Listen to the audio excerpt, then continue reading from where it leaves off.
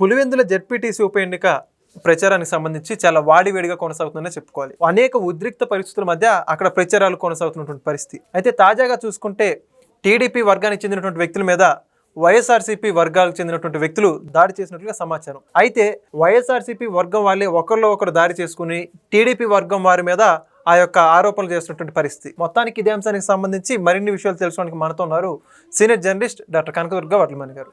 Madam నమస్కారం అండి. Pulivendula ZPTC ఉప ఎన్నిక సంబంధించి రెండు పార్టీలు కూడా చాలా పోటాపోటీగా ప్రచారం చేసుకుంటున్న పరిస్థితి అక్కడ స్థానికంగా. అయితే ఇప్పుడు ఇందులో భాగంగా మరింత ఉద్రిక్తులకు అన్ని దారి తీసుకొని ఒకళ్ళ మీద ఒకరు దారి చేసుకునేటువంటి పరిస్థితులు కూడా వచ్చింది. తాజాగా చూసుకుంటే టీడీపీ వర్గం మీద వైసీపీ వాళ్ళు దాడి చేశారు.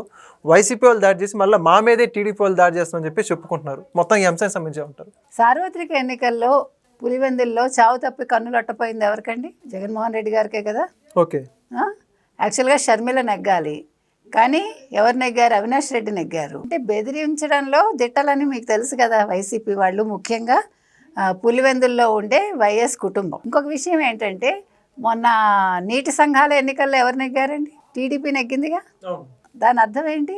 ప్రజల్లో కదలిక వచ్చింది. ముఖ్యంగా కడప ప్రజలు మొన్న సార్వత్రిక ఎన్నికల్లో తెలుగుదేశానికి ఓటేశారా లేదు? ఊహించిందా ఎవరు?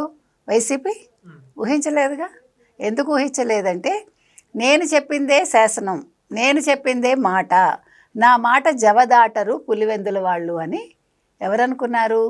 జగన్మోహన్ రెడ్డి అనుకున్నారు. అదేవిధంగా కడప వాళ్ళు కూడా నా మాట జవదాటరు అని అనుకున్నారు. కానీ అప్పటికే మనకు తెలుసు, ఎలక్షన్స్ ముందు మనం పల్స్ చూసాం ప్రజలవి. ఏమనుకున్నాం? ఖచ్చితంగా కూటమి వస్తుంది అని చెప్పడం జరిగింది. సో అందుకని కడపలో కూడా ప్రజలు ఆలోచించుకున్నారు, ఎంతకాలం ఈ బానిస బతుకులు మనకెందుకు? ఎప్పుడైతే జగన్మోహన్ రెడ్డి ఫోటో వాళ్ళ పాస్బుక్, పట్టాదారు పాస్బుక్ల మీద వచ్చిందో అప్పుడే ప్రజల్లో ఒక కదలిక వచ్చింది కదా. ఏంటిది, మనకు అవసరం ఏంటి అనుకున్నారు. అనుకున్నాక ఒక రైతు నిలదీశాడా లేదా? భారతిరెడ్డి గారిని నిలదీశాడు కదా. ఏంటి మా పట్టాదారు పాస్ పుస్తకాల మీద మీ ఆయన ఫోటో ఏంటి అని అడిగాడు. ఆవిడ సమాధానం చెప్పలేకపోయింది. మహిళలు నిలదీశారా లేదా భారతిరెడ్డి గారిని? ఆవిడ ఫర్దర్గా వెళ్ళగలిగిందా? ఆవిడ ఓట్లు అడగగలిగారా? అడగగలగలేదు కదా. సో మీకు అక్కడే అర్థమైంది, ప్రజలు మార్పు కోరుకుంటున్నారు. వాళ్ళు విసిగిపోయారు. ఈ ముఠా రాజకీయాలు, ఈ ఫ్యాక్షన్ రాజకీయాలు, ఈ కక్షలు, కార్పణ్యాలు, బెదిరించడాలు, అసలు వాళ్ళకి ఏం చేయాలో తెలియట్లే.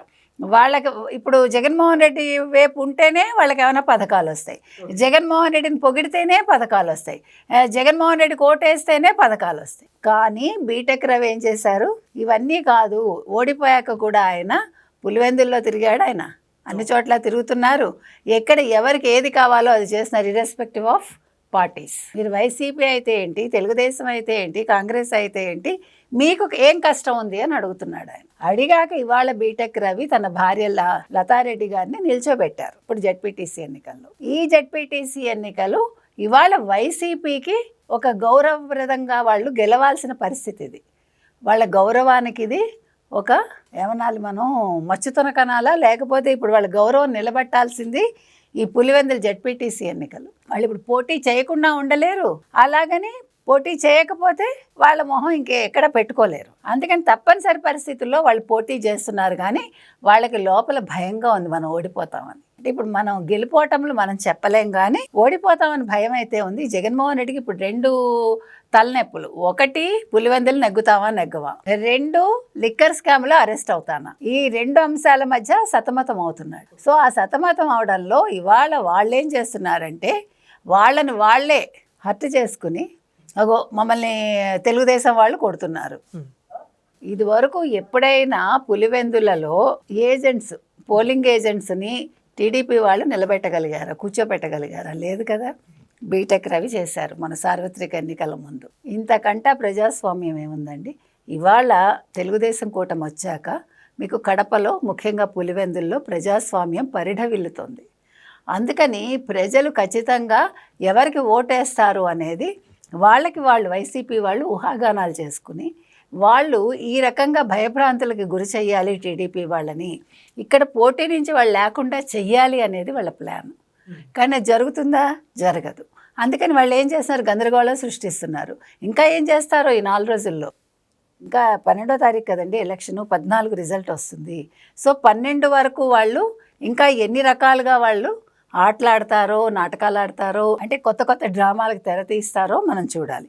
ఏది ఏవైనా ఇవాళ పులివెందుల అనేది జగన్మోహన్ రెడ్డికి ఒక చావు బతుకుల మధ్య కొట్టుమిట్టాడే ఒక సమస్య. కాబట్టి ఇవాళ గెలిచాడా ఫేస్ వాల్యూ ఉంటుంది, ఓడిపోయాడా పులివెందులలో వైఎస్ కుటుంబానికి ఇంకా ఫ్యూచర్ లేనట్టే లెక్క. సో వైసీపీ జెండా అక్కడతోటి ఖతమైనట్టే. ఓకే, అయితే మరి దాడులు చేయడం ఏంటండి? ఇప్పుడు ఎన్నికల్లో ఏదైనా ప్రజాస్వామ్యబద్ధంగా పోటీ చేయాలి, ప్రచారం చేసుకోవాలి, వాళ్ళ పార్టీ యొక్క సిద్ధాంతాన్ని చెప్పుకోగలగాలి. కానీ దాడుల పరిస్థితి గురించి ఏమంటారు? ఏమన్నా వాళ్ళకి కొత్త అండి?